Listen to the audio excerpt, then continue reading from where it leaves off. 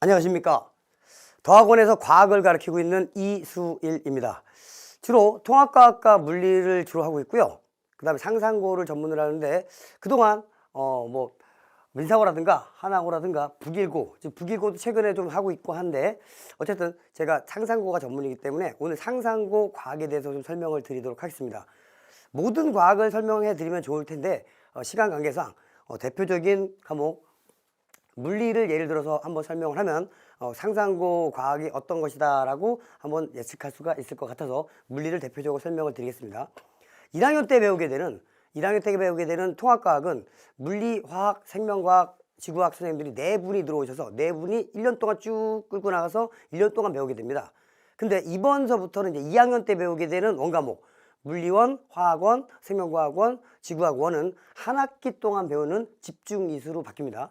그래서 물리 같은 경우에 중간고사 때는 주로 이제 역학이 굉장히 어렵죠. 역학을 전반적으로 다 다루게 돼 있고 기말고사 때는 그 다음에 전자기와 파동 이런 식으로 구성이 되는데 1년 동안 나갈 때랑 한 학기 동안 나갈 때가 단위수는 비슷하지만은 학생들이 공부 학습량은 거의 2배 이상이 되기 때문에 그걸 좀 염두하시고 생각을 해야 되겠다라고 하는 말씀 먼저 드리고, 상상고 물리의 특이점을 좀 먼저 보시면요.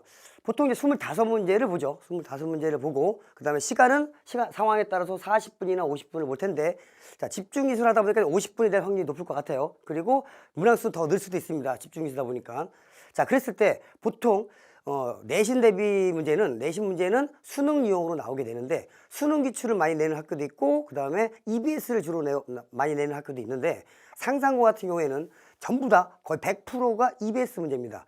그랬을 때 그해 수능 특강에서 한 8문제, 한 30-40%가 나오고 그 다음에 EBS가 오래되긴 했지만 수능과 연계됐을 때가 이제 2011년도부터인데 11년도부터 지금까지 한 10년 정도 되죠. 그러니까 한 6,000문제 정도 되는데 그 중에서 한 15문제 정도를 출제합니다.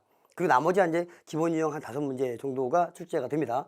그렇기 때문에 25문제가 50분 동안 푸는데 굉장히 좀 시간이 조급할 수도 있을 것 같은데, 전략인데요. 그러니까 보통 과학 같은 경우에 과학보다 수학을 많이 하죠. 영어 수학을 갖다 많이 하다 보니까 단위수는 사실상 영어랑 수학 한 과목이랑 과학 한 과목이랑 다 4단위 치고 다 똑같습니다.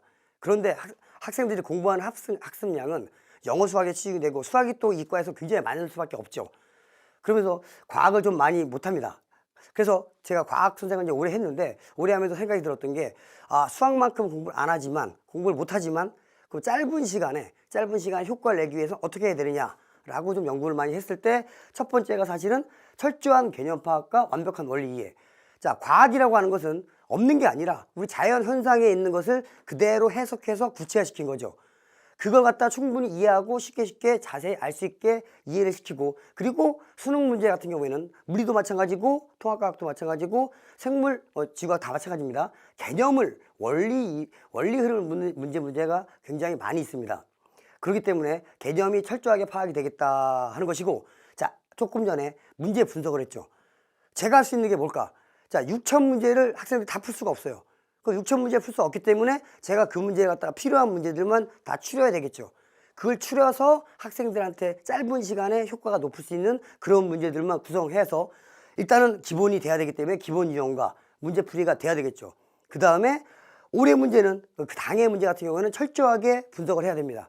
그렇지 않으면 그해 문제 같은 경우는 문제를 굉장히 많이 변형을 해요. 보기도 많이 변형을 하고 학생들이 어려울 수 있는 고난도 문제가 당해 문제에서 출제가 되고, 그 다음에 2011년도부터 그리고 2020년도까지 한 10년 동안에 거의 1년에 600문제씩 되니까 6,000문제가 되는데 여기서 출제가 됩니다. 근데 다행히도 여기 있는 문제들은 살짝 보기 기억 니은만 바뀌는 정도로.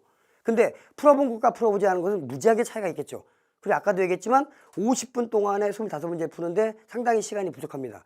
그렇기 때문에 한번 풀어보지 않은 이상에는 상당히 시간이 부족하기 때문에 한번 풀어봐야 되는데, 중요한 문제들 갖다가 뽑아서 학생들이 짧은 시간에 공부할 수 있도록 하는데 굉장히 노력을 하고 있다라고 하는 생각을 말씀드리고 싶겠고, 그래서 내신 대비 공부할 때 당연히 개념 파악이 먼저가 돼야 되겠고, 그 다음에 기본 유형과 문제풀이, 그 다음에 꼭 필요한 문제들로 풀면서 시간 절약을 해야 되겠다는 말씀을 드리고 싶습니다.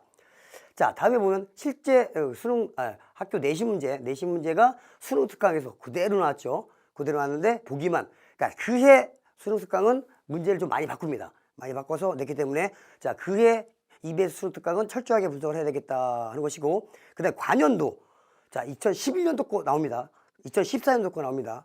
자, 저 같은 사람만, 뭐 자랑 같지만 저 같은 사람만 이런 문제 찾아가지고 학생들이 풀립니다. 사실 이번에도 그렇게 풀려가지고 사실 실질적으로 90% 이상의 적중률을 만들긴 했는데, 보기가 잘 안 보이겠지만 거의 똑같습니다. 거의 똑같기 때문에 이런 문제들은 풀어본 것과 풀어보지 않은 게 굉장한 시간 차이가 나기 때문에, 자, 이런 문제들 반드시 압축 있게 풀어야 되겠다는 말씀을 드리고 싶습니다.